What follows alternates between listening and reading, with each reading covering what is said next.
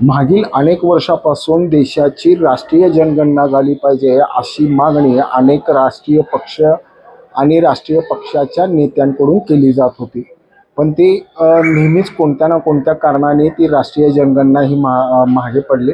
जवळपास 30 ते 35 वर्षांनंतर 2026 पासून राष्ट्रीय जनगणना करण्याचे आदेश हे केंद्राकडूनचे राज्याला प्राप्त झाले आणि राज्याकडूनचे आता महानगरपालिकेच्या स्तरावर शिवाय जिल्हा परिषद स्तरावर किंवा कलेक्टर स्तरावर हे अधिकार प्राप्त झाले असून त्या पद्धतीनं सर्वच स्तरावर राष्ट्रीय जनगणनेची तयारी सुरू करण्यात आली आहे.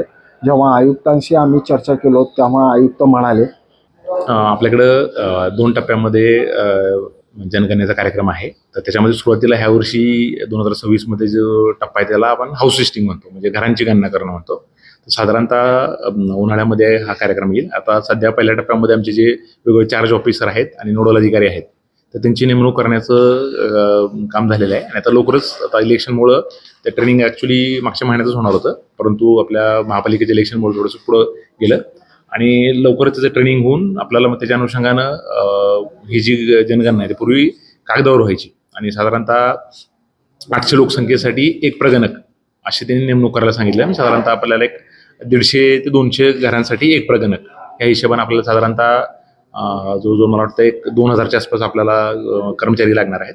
तर त्याच्यासाठी ते कर्मचारी आयडेंटिफाय करणं आणि नंतर मग परत ते हे पूर्ण ऑनलाईन त्याचे कर्मचारी असणार आहेत. त्याच्या मोबाईलच्या माध्यमातूनच ही पूर्ण प्रक्रिया होणार आहे.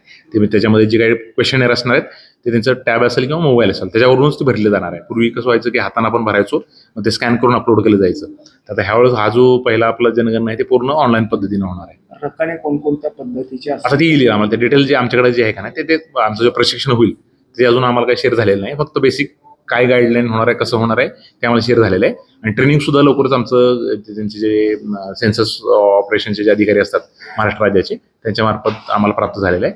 आता फक्त एकदा ट्रेनिंग झाल्यानंतर आम्हाला बऱ्यापैकी अंदाज येईल की त्याच्यामध्ये पहिल्या टप्प्यात काय काय करायचं आहे आणि त्यानंतर जो ॲक्च्युअली जनगणनेचा कार्यक्रम आहे तो पुढच्या वर्षी फेब्रुवारी महिन्यामध्ये आहे. लोकांना काय आव्हान करायचं याच्यामध्ये सध्या आता लोकांना आव्हान जे आहे पहिल्यांदा प्रशिक्षण होईल आणि प्रशिक्षण झाल्यानंतर जेव्हा आम्ही कधी लोकांमध्ये जाऊ त्यावेळेस आम्ही त्यांना आव्हान करू की मग ती जी काय माहिती असेल काय असेल ती डिटेल आम्हाला प्रश्नावली सुद्धा प्राप्त होईल. आता घराच्या बाबतीमध्ये ह्याच्या बाबतीत तर ती ॲक्च्युली एकदा पाहिल्यानंतर आम्ही मग लोकांना आव्हान करू की बघून काय काय आपल्याला माहिती द्यावी लागेल, कसं द्यावं लागेल, आल्यानंतर लोकांना काय कुठली माहिती द्यावी, कशी माहिती द्यावी.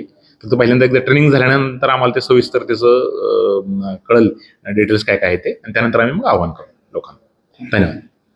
एकूणच आयुक्तांची प्रतिक्रिया ऐकल्यानंतर एक मात्र गोष्ट नक्की की येणारी राष्ट्रीय जनगणना ही प्रत्येक व्यक्तीला स्वतःचं अस्तित्व सिद्ध करणारी ठरणार आहे. ब्रेन न्यूज करता यासीन शेखसह मी नितीन पात्र.